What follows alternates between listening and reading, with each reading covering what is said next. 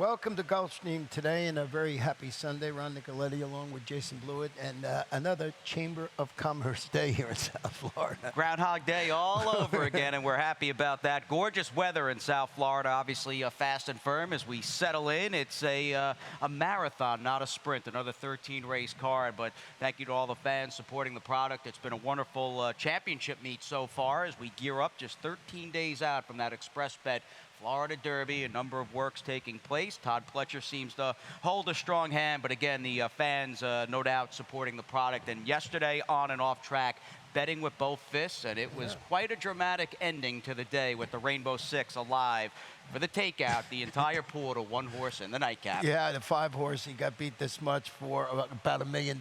So I was whining. I had the 2-horse for about 86 cents, and I was complaining. Imagine that guy with that bad beat. So that's the beauty of the Rainbow Six. And, you know, we're back at it with a fantastic carryover today. We'll be talking about that in a couple of moments. But we want to go back and revisit yesterday's feature race, and that was the Grade 2 Inside Information. And like we said throughout the day, after the first couple of races, it was bombers all day long. Yes. And certainly that happened in this race. And here you're going to see the stretch run. Well, yeah, we'll keep our eye on the white cap of this Stinta and Hall of Famer Johnny V, who sets her down. Dearest has got the lead now. She looked home free off the quarter pole, just got tired in deep stretch, and a complete non-effort from the 8, Curlin's Approval, who was a huge odds-on favorite. But Johnny V timed it perfectly with the Stinta, hard-hitting local mare, really sort of a blue-collar Florida-based horse, and the first ever North American graded stakes victory for trainer Victor Barbozo Jr. So a big congrats to him, and it doesn't hurt to have the 5-star general Johnny V on your side. And, you know, they were so happy in the winner's circle winning that, you know, we're hugging everything, and I'd like to see that. So it's what the game can do to you, my friend.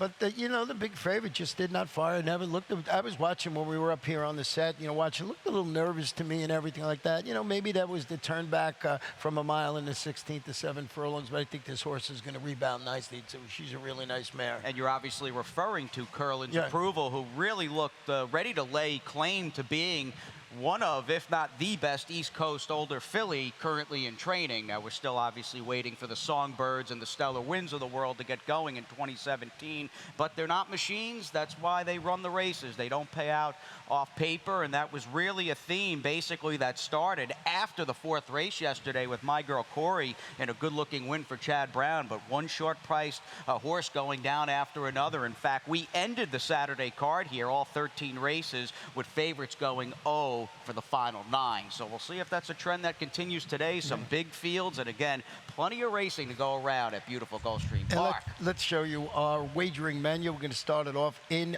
race number 1 with our rolling super high 5, and we have the rolling super high 5. Here's what it does. It rolls throughout the day if there are 7 more horses in the field. So always a great bet. Now, we're going to have 2 pick 5s this afternoon, and Jason's going to show you his ticket in just a couple of moments, and that starts in race number 1, the first 5 races on the card. Now, the Rainbow Six, we told you about the bad beat, so that oh no, we got a mid pick 4.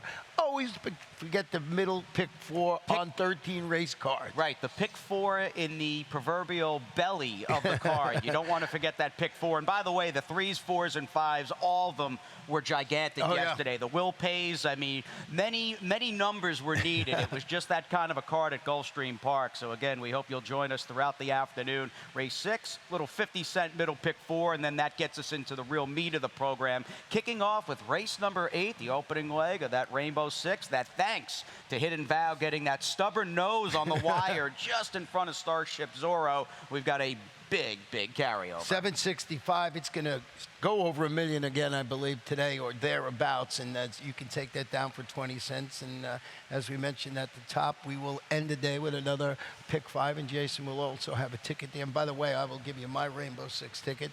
Had a couple of wins on it, but it was bombs away. And congratulations, sort of like a sad congratulations to the person who was, you know, that the people did get the $30,000 plus. I believe 38. Yeah, 38 and change. Yeah, yes, sir. And you would imagine, and it does put things in perspective as far as the next photo you lose, you can think, well, somebody was alive for about 7 figures with Starship Zorro, and that's about all that separated that person or group of people from hitting the Rainbow Six by themselves. But again, it's hard to imagine whoever was alive didn't hit the thing for about 40,000. I hope so. The show goes on, my friend. It's a new day. We turn the page fast and firm, and we're in a great spot here right outside the walking ring. Race 1, mile 16th on the turf. Claimants, fillies, and mares, 4 and up. Non-winners of 2 in life. Scratch number 4, Cape Magic. And remember that, because that's the only scratch on the card. Which is crazy. Right. And best of luck. I have no idea. Maybe he'll tell stories, do some jokes, some stand-up comedy when Pete Aiello replaces us with that second set of scratches and changes.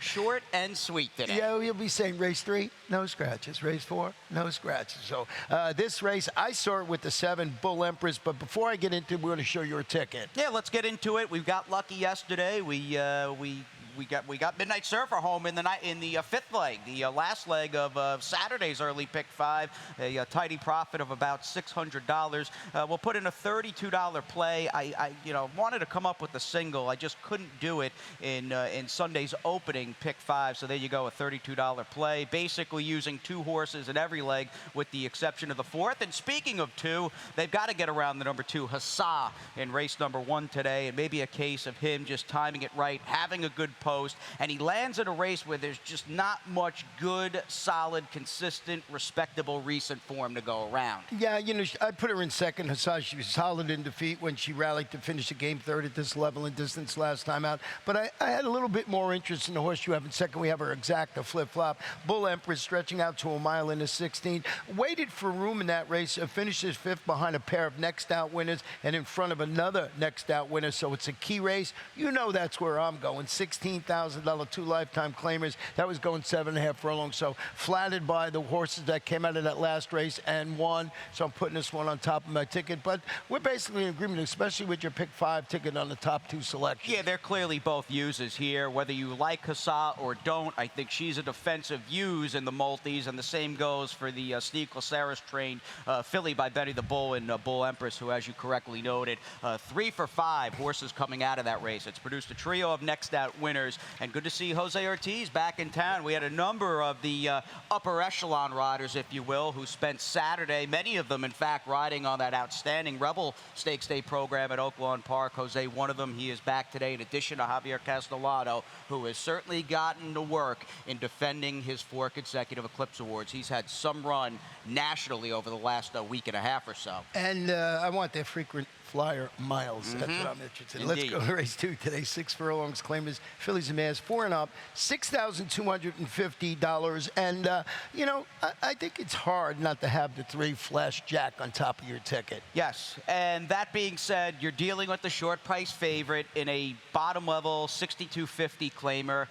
For the most part, the rule of thumb, these horses aren't the most reliable on the grounds. That almost goes without saying. But you have a horse coming out of a daylight victory. I mean, really annihilated a comparable group that he faced towards the end of February. And he was picked up out of that race and was with a good trainer, a former assistant to the great late H. Allen Jerkins and Fernando Abreu. But he also goes off the claim Flash Jack today for Gilberto Zerpa's had a good run. A trainer, to be honest, I know he's been more of a South Florida mainstay I'm not that familiar with, but he's clearly batting at a high percentage, and he's 5 for 12 off the claim with last out winners over the last 5 years for 42%. Yeah, and I would want to give you another stat on Gilberto Zebra. First, after the claim on the dirt, low-level claimers, we narrowed it down to Gulfstream Park. 6 for 21, 29%, 43% in the money, and a $2.17 ROI, and that is at Gulfstream Park. And you're right, that's his local record is very, very good. Now, we both used the number 2, Sulphur Tower, I believe, in second. This one's stretching out to 3/4.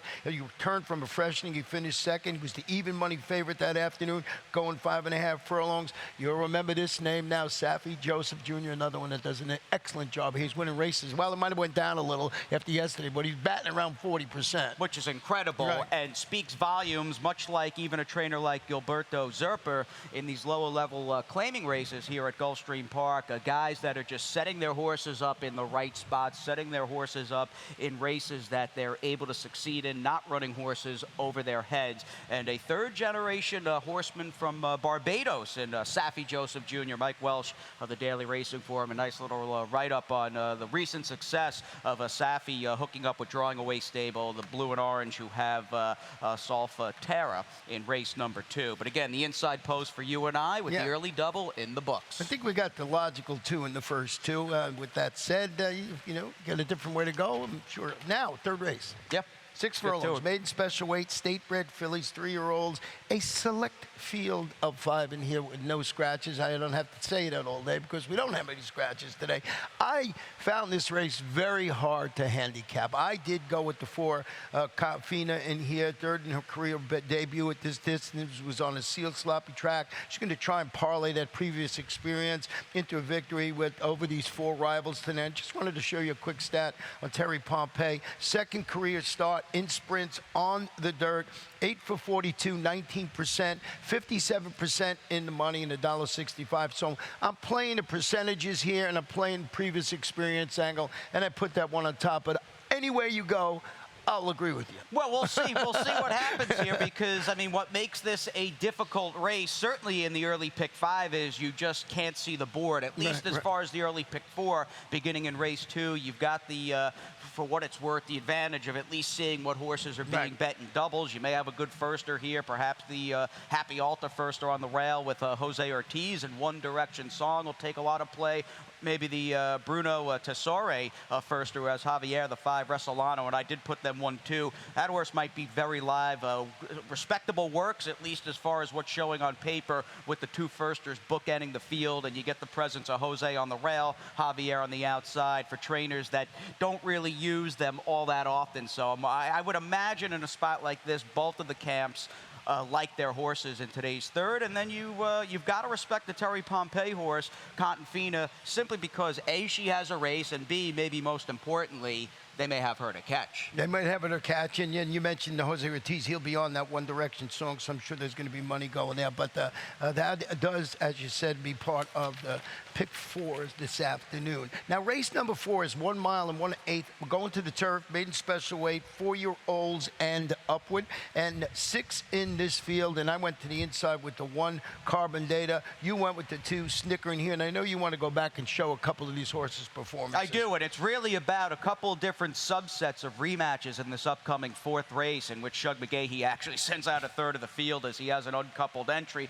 But in the case of Snicker and even the likes of Travis County and Beale Street Dancer, all of these horses ran well in their respective last races. Now, going back to February 2nd, we will check out Travis County and Beale Street Dancer, and you want to watch Beale Street Dancer in his debut, number 7 that day, off just not that alertly, was squeezed back out of the start, and clearly the gray by Spikestown well out of position for that belated 4-year-old debut, whereas Travis County in the Godolphin Royal Blue, the 5, got off a little better and had more forward position. We pick it up on the far turn, Beale Street Dancer down towards the inside with Edgar Prado.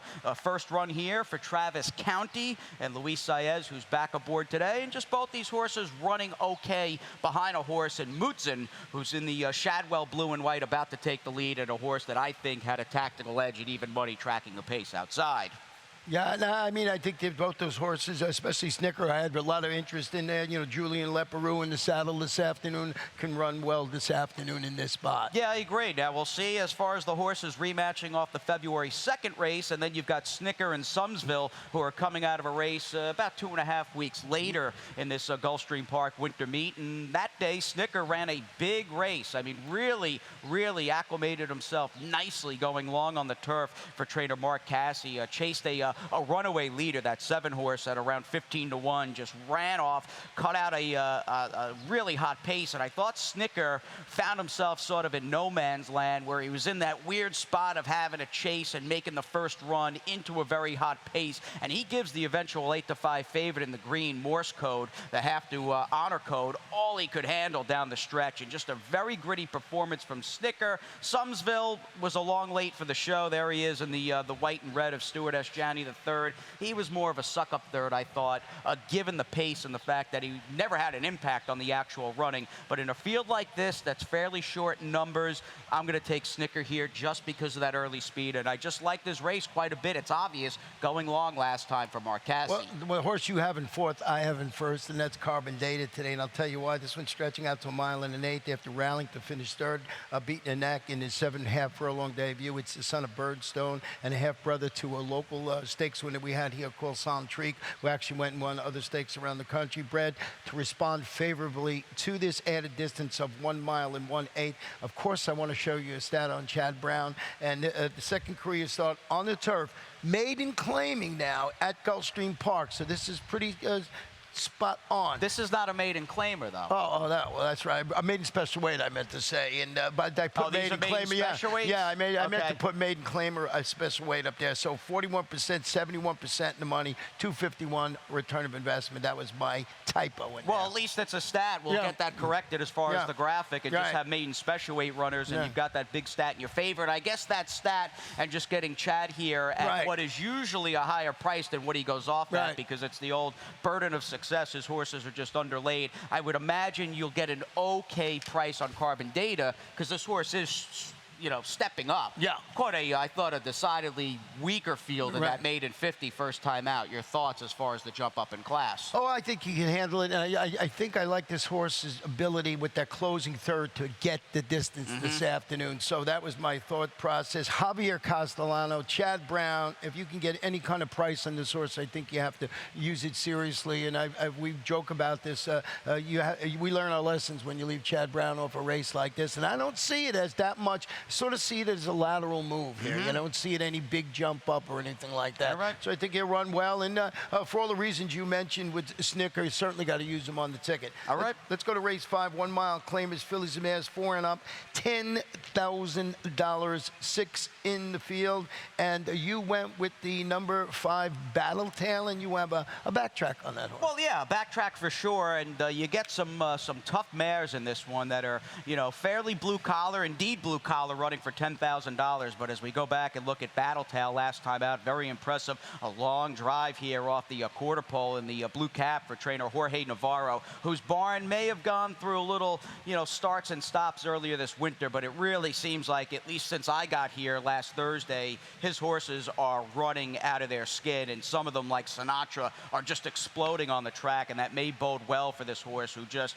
ran by an overwhelming 3-5 favorite who had the race won at the quarter pole. And as far as this horse winning last time for $62.50 and getting the jump up to $10,000 in the claim price, I think that speaks volumes for a trainer who, as far as horses coming in off wins who are going up at least 50% in claiming price, he's gone 17 for his last 39 for 44%, an ROI of over $2.80. I'm going to take Battletail, and what is very much on paper, most likely the win pool, and probably out there going to be more or less a match race between the 6 Venom Girl, who's aptly named because her races, before just being way outclassed in her last 2, she had some winter here, man. I respect a horse like this who's just a low-level filly, but just brings it every time when she's against her kind. Well, Venom Girl is back at a level where she dominates this caliber competition. If you spend any time in South Florida, you know about Venom Girl. Then they come up, it comes up empty both. They put her in the Grade 2 Royal Delta. Why? I don't know. And then they run her in a 16 optional claimer at the distance last time out. You mentioned Battletail, third behind Venom Girl when they did battle on January 6th. Renews that rivalry. Drew Clear, as you mentioned, very impressively. We showed that, but couldn't beat Venom Girl. Now Miss Visconti stepping up to face open competition. I thought she drew away late. Maybe can grab a share in there. So I think you're right. It's between those two, but Venom Girl at this level is very, very dangerous. It does worry me, and maybe it's a moot point, and it won't matter. Just with Venom Girl and the fact that off the claim for Angel Quiros, the fact that she was so over her head in big prices in both the Royal Delta and that optional claimer they ran her in just 11 days ago. And I do wonder, especially with the horse who's solid and whose record at or near this level speaks for itself, but I wonder how many A efforts she can continuously string together. And you wonder, in a way, running her in 2 spots where she was just so over her head in the class department, could that have any ill effects today, that even though they're dropping her back down, I wonder if maybe you get her starting to go this way, whereas Battletail might be able to give you a forward move. It's a nice matchup between 2 hard hitters, and both of them have some questions to answer in today's 5th race. I think we go exact to box after all of that. I think that's the only answer. That'll pay a lot, my friend. That'll pay about $3.50. Race 6, 7.5 furlongs on the turf. Claim is 4 and up. Non-winners of 3 in life. $16,000. 7 in the field. I went with the number 3 in here, Wolf Dance, and I'll tell you why. They're stepping up to the next level. Rallied from well off the pace to defeat 16 2 lifetime claimers by a measured half length. I think this horse gets the same pace scenario needed to complement his running style, especially if my old buddy, the 2-horse Weezer Gone Gray, there's no doubt Weezer Gone Gray is going to the lead. So I'm thinking if someone challenges her, Wolf Dance will get the job done. Burning Wild comes from the clouds every time. So how I see the race, Wolf Dance sitting the trip behind the Weezer Gone Gray, who bounced back to run okay last time out, was actually going off form, and show speed and backed up. Actually held on a little bit more last time. Ran well last time and may open up a clear lead again. She was a much the best speed as far as pace type, well clear in her last start, but she's likely going to have to deal, as you noted, with the 5 Warrior AP, and I would imagine my top pick, the 6, Shake Things Up, will be sitting a good trip, maybe getting first run right off those speeds beneath Paco Lopez. I like the effort most recently of your top pick, Wolf Dance. That was more of an atypical, I thought, Gulfstream turf race, because this is a turf course that is just so heavily tilted for the most part to early speed, and the speed horses finished nowhere in that spot. So Wolf Dance, on the negative side of things, I thought was very much with the flow of the race, and you brought it up too with the 7 Burning Wild. I wonder with those closers how many times you can keep running consistently well with that off the pace running style before it catches up with you on this turf course. Yeah, I mean he's a fan favorite down here too, because he always comes flying from the clouds. And runs a lot. I mean, he runs a lot, and he doesn't usually get there. But that's why we have trifectas, superfectas, rolling super high fives. So it's speed against stalker and closer in this race. So that's the scenario you have with these 7 horses. Now you have to guess which is the right speed, which is the right stalker, and which is the right closer. We did our best, but that's yeah, I'm hoping I have a first flight horse and Shake Things Up, who I do think Navarro, barn on the upswing, horses running very well. Like the layoff here of about 75 days, and the silver lining, I think this horse needs firmer ground to do his best running, and he'll clearly get that today. I think Shake Things Up is going to run a big one off that little layoff. Let's go to 7. This one is 6 furlongs. Maiden claim is 3 and up, 12-5. There's 8 in here, and you went with the number 6 horse in here, and that is Tom Liz, who I'm just hoping trips out in this spot. Nothing creative. Yes. This one is 0 for 9. This bottom-level maiden claimer is winless in 9 starts, and one of the more experienced horses in the race. That I don't like, but again, well posted with the Bug Boy. And as far as Diamond Mint goes, cool as ice and do it fast. You've got 3 potential speeds who at some point are likely to entertain each other. Hoping that sets it up for a horse who may just trip out here. The 6 Tom Liz off a pair of second-place finishes. Gets the maiden diploma today. You're going down inside, though, and taking the rail runner. Well, I whined about this to you yesterday. Diamond Mint is stretching out to 3/4 of a mile. Responded to a drop in competition by coming with a neck of his springing a 42-1 upset, going 5.5 furlongs. Before this race, I did not pick it that day. I was talking to Donna Green, and she said, "Oh, I had that little throat operation done in his horse. I don't know if it's going to help or hinder him and everything," and just ran fantastically. Almost pulled off that 42-1 upset. So I'm going to jump aboard, and I think that was at 5.5 furlongs, and I think if this horse had one more jump, would have won. So I'm going back and see if I can get this horse last time. I did use your horse, Tom Liz, on my ticket, but I went to the 7 and second, his trio of champions, taking an immediate drop to the bottom. He got mugged at the start, never got on track in the race against Statebred Maiden Special. That was his debut.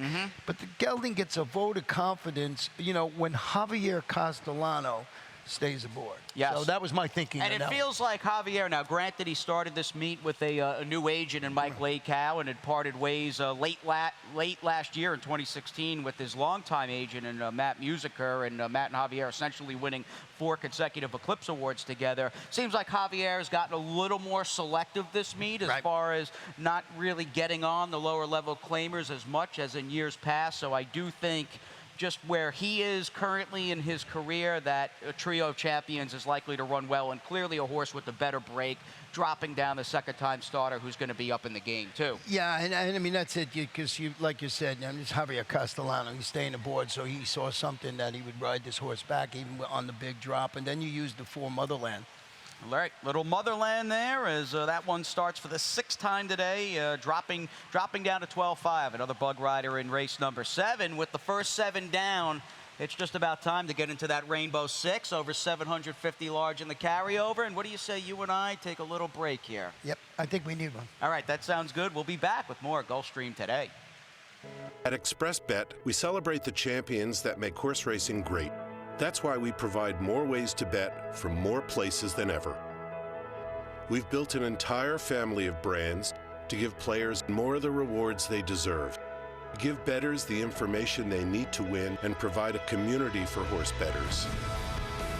Because the best way to support the champions of horse racing is to champion horse racing. ExpressBet, we are racing.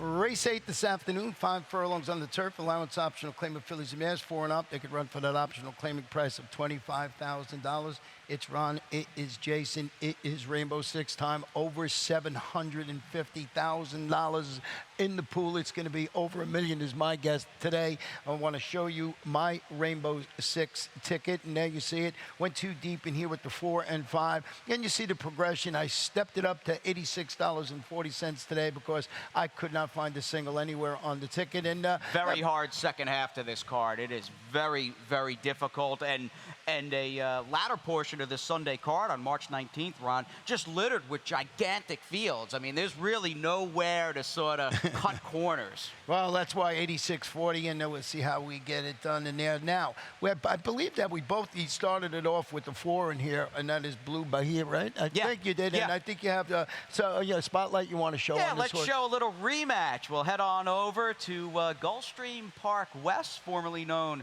as Calder. Somewhere appearing over that huge hedge, Blue Bahia and Scuba Sue, who are no question about it, 5.5 furlong turf specialists. I think Blue Bahia back to reality today. They stepped her up, took a shot. Don't care that she didn't run well in that $125,000 stake.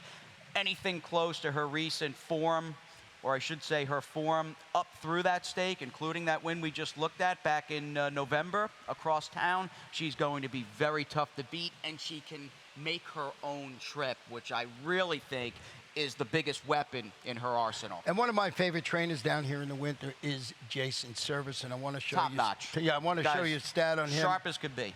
Layoff 31 to 60 days on the turf, sprints at Gulfstream Park, 9 for 30. 30%, 57% in the money with a $2 return of investment. This guy, you can't leave him off your ticket, and that bumps up Blue Bahia more for me. This was my best bet of the afternoon actually today, and I was thinking about singlet, but I had some interest in not only Scuba Sue, but with the 5-horse in here, and that's Port McGee, who's making the second local start after returning from an almost 7-month layoff to finish third, beating 2 lengths at this level and distance. Christophe Clement, Joel Rosario in the saddle.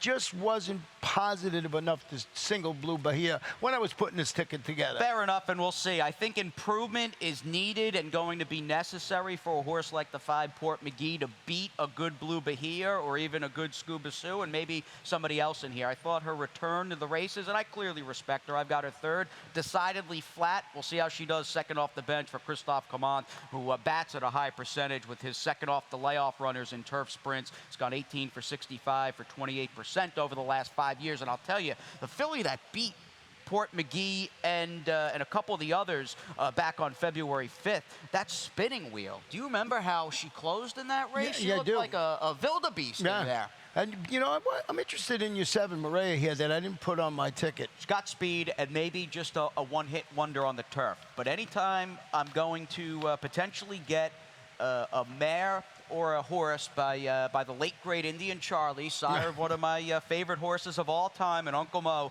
certainly in my top 5 with Cigar and Holy Bull, I am going to give that horse a look. And I like that she showed some life last time because it really looked like maybe she just wouldn't stack up as far as the class department with who she was in against at 26-1, and the fact that her recent race and her only other race at Allowance Company left a lot to be desired. But a good effort out of her most recently, and she's got that speed and maybe plays out on this turf course with the Bug Boy at a $114 as the speed of the speed. I would give her a look in here. I think she's very dangerous. And Nicky Figueroa, the rider he was alluding to, has been riding really nicely. He's going to be a good. I like hearing that. He's going to be a top rider here during our summer campaign in just a couple of weeks. Race 9 this afternoon is 1 mile and 1/8 on the turf. It's an allowance 4 and up, non-winners of 1 other than 7 in the field. Hey, we agree on this one. We both have Flying Bullet. Flying Bullet, blue-blooded. I mean, she's a house horse here. She's the old Adina Stronach horse by Smart Strike out of a champion turf mare trained by Joe Orsino so long ago, and Perfect Sting, who was a good one. And this is not your typical Jimmy Jerkins trained runner as far as a turf horse from overseas, but clearly, I think, a case, looking at the 2 races this meet for Flying Bullet with the great Jimmy Jerkins, who I like to refer to as a Jedi Knight. I mean, he's just as sharp as they come. I have the utmost respect for Jimmy. I mean, the guy's a legend and obviously comes from a legendary racing family. I just think you're getting a work in progress where today, hopefully, at somewhat of a short price, you get the best race yet in the U.S. with Flying Bullet. So you had to single this one on your pick 5 ticket. No, I used... you just sold them and you didn't single. Well, I love anyone from the Naira days knows. I love Jimmy Jerkins. I'm going to sell him anytime he's got something that I think is pretty live. I'm actually going to use 3 in this race. Also, in addition to the number 5 Flying Bullet,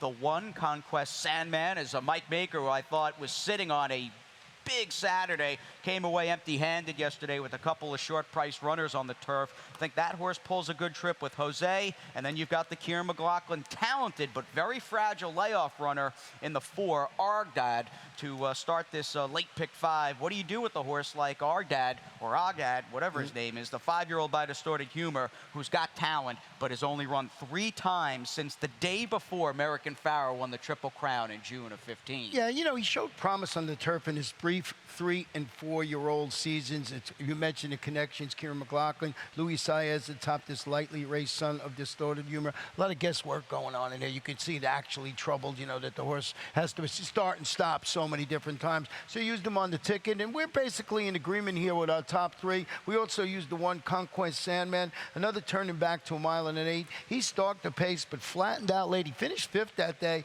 behind the Flying Bullet that afternoon. Was in that race, you know, and he has the rail and the tactical speed needed to use that inside post to his advantage. And Jose's just so smart. I mean, even some of the rides, and he's clearly well acclimated to riding this turf course and the main track at Gulfstream Park. He's been winning races in bunches and just always seems to have his horse in the right spot, specifically on the grass. I think a pocket up close trip is likely in the cards for the 1 Conquest Sandman. And not to belabor the point, but another lengthy layoff horse, a year plus with 2 top trainers. We talked about Kieran's runner for Shadwell. You've also got Christophe Clement with Moral High Ground, who has not run in some 18 months. The exact number of days, 554 between starts. See, this guy can count. You know I have to use all my fingers to get that even close. I could do 365 in 5 more days. I know. And they have it. Speaking of using your fingers, no one watching us right now is probably seeing the old hunting chicken peck with you Exactly. typing. We ought to have a little demonstration here on the air. It's something to behold. Race 10 this afternoon. We're going to not talk about my typing anymore because it's not one of my strong suits. Nope, but you're terrific hosting, my friend, and that's all that matters. Race 10, 6 furlongs, maiden special weight, fillies, 3-year-olds. You mentioned in this late process or the late races, full fields. You got one here, 11 runners in here. We got our exacta flip-flop. I went with the 9. You went with the 8, Bixby Lou. Bixby Lou. I'm just going to go in blind, and again, at least you have the double Will Pays going forward from the 9th and the pick 5. It's very difficult here, to do the show at noon and give you concrete opinions on who may be live in race 10. I'm obviously just going to take Pletcher and Johnny with Bixby Lou for a trainer who, with his 3-year-old filly firsters on the dirt, this meet alone at Gulfstream is 5 for 10. But, I mean, having some seasoning and coming out of 2 legit fields, the 9, she plays the field. She clearly is the one, and there's only 2 in here with experience, but she could be okay for trainer Brian Lynch. Brian Lynch, that was my reasoning right there, going on your previous experience angle. Brian Lynch also trains the 11 Unchained Melody. This one, a daughter of Smart Strike, making a good debut. She has a couple of really nice stamina-enhancing 4 and 5 furlong workouts up at Palmettos. Javier Castellano, so you get the old uncoupled entry. You'll see how that works out, but I think we got the logical 3 in there in race number 10. The 11th race this afternoon, 1 mile and 1/16 on the turf, starter optional claimer. 3-year-olds have started for 50 or less. And this 11th race, we both, I have the 4 on top of my ticket, and I know you have, no, what is it? Yeah, the 4, not a Prada price on here. And I know you had a backtrack that you wanted to show. Yeah, let's take a little look at not a Prada price and German Street, who are coming out of a race here at Gulfstream Park about a month and 3/4 ago, as we have not a Prada price, the number 4, and German Street, the number 1. What you see is what you get. No one really had a disastrous trip here or anything like that. What it comes down to is you're dealing with 2 well-connected, informed horses on the turf who have good posts, but are in a race where, as far as these 3-year-old fillies goes, I think it's really tough making heads or tails out of the majority of the field. All these horses kind of look the same to me, and this is a landmine as far as I think the Rainbow 6, late 5, and late pick 4 go. I really do. Well, the angle I used on not a Prada price to number 4 is it's 50 in for the $50,000 tag at this optional claim. Makes a first start since reeling off 3 consecutive victories, albeit 2 of those races moved to the main track. But it's the only 3-time winner in the field. So this horse has done something no one else in the field has done. And it's one of the angles I like to follow in there. And you saw my ticket. I didn't single any here. Yeah. I used a 9 in there. And, that was my thought process with putting this one on top. Yeah, I had no clue. I mean, I'm being candid here. I have no clue in this 11th race. It's a wildly crazy betting affair. I mean, it's an excellent, as they say, betting race. And I haven't seen the morning line. I would imagine Jay Stone spent quite a bit of time. In fact, yeah. I mean, he's got the favorite on the line, not a Prada price at 3, German Street at 3.5, and so many horses in that 6 to 8 to 1 range. Lady Nicky for me. I'm just taking Chad Brown in a race. I have no clue. He knows more than I do. He's smarter than I am. So in Chad we trust in race 11. Let's go to race 12 this afternoon. A 1 mile allowance optional claimer, fillies and Maz, and 10 in this field. And I went with the number 9 Bowtown Cat. And Bowtown Cat, this one is going back to the main track after following our open length victory, going 6.5 furlongs on the dirt. Comes back, I thought, ran a really solid second against 50 starter allowance, going a mile on the turf. Our buddy Pat Reynolds, the trainer, Jose Ortiz handling that surface switch. I like this horse from the minute it arrived in South Florida, thus putting it on top of there. I know you went with the 8 Girl Talk and you wanted to go back and show you a race back at your old stomping grounds. Well, you know I'm not going to get out of here sitting next to you for the last 3 days without getting one race from back home. And my old stomping grounds indeed, my friend. Many summers enjoying the racing and just the atmosphere in Saratoga Springs. And here we go, backtracking to July 25th. This may have been opening Saturday up there, and Girl Talk is a big favorite. Just that rangy, big, scopy Medaglia d'Oro filly who grinded out the victory here. Just a plodding sort of stayer. Now, much like Kieran's runner in the turf race, couple of races back on today's card, he's got another key, fairly short-priced layoff horse in the mix. I think she's pretty good, though, and although she's been a little fragile, much like our ad in that turf race, I think Girl Talk's okay, and I'll take her to chalk it out over our good buddy and one of the good guys and real great racetrack legends in Pat Reynolds, who's honestly one of the funniest people and quickest people I've ever met. So a heavy New York theme going on with our top suitor selections, even though they're flip-flopping. I like seeing that. I feel right at home with the Naira South. And you got to watch that race in person. Of course, I watched it on the air. But we'll see how that plays out. Maybe we'll be taking a vacation together this August, you and I up at the spa. Please. Okay, Yeah. Number 6, a little attitude, is stretching out 1 turn mile. Made a move to get the lead, but settled for a second. Here's the thing: speed. You got to give it a second look. I think we got the logical top 2 on top there. I did want to show a stat on the Girl Talk, the horse that you showed, Kieran McLaughlin. This is a longer than 180-day layoff on the dirt in roots. He's 6 for 29, 21%. He's in the money 51% of the time. Now the ROI is low because everybody knows how well Kieran McLaughlin does with horses coming off the layoff. Oh, he's terrific. I mean, a terrific human being, a terrific horseman. He trains good horses. He has opportunity, but he has made the most, no doubt, of the talent given to him and the opportunity bestowed upon him. Girl Talk for me in race number 12, and a late double here, my friend, as we wrap it up. We get 1 on the main and 1 on the turf as this week comes to a close. Yeah, and I went with the 5 Fearless Princess in there, stretching out to a mile in the 16th. Rallied, finished 3rd against similar, going 7.5. Orby Mirage. Jorge Ruiz in the saddle. Found this race very tough. Went a little deeper in here. I used Cajun Queen in 2nd. And a little action, hoping to find a clean trip. Got a little bit of trouble and had to alter course in that race. Going to need some luck on this card today, whether you're playing or whether you're a jock or somebody involved as far as the connections with these horses, with the big fields. And again, a race much like the 3-year-old fillies, albeit at a higher level. I just really did not have an idea here. I'll take the 5 Fearless Princess, who ran well last time out, on top here in the nightcap, the old 5-6-4-7.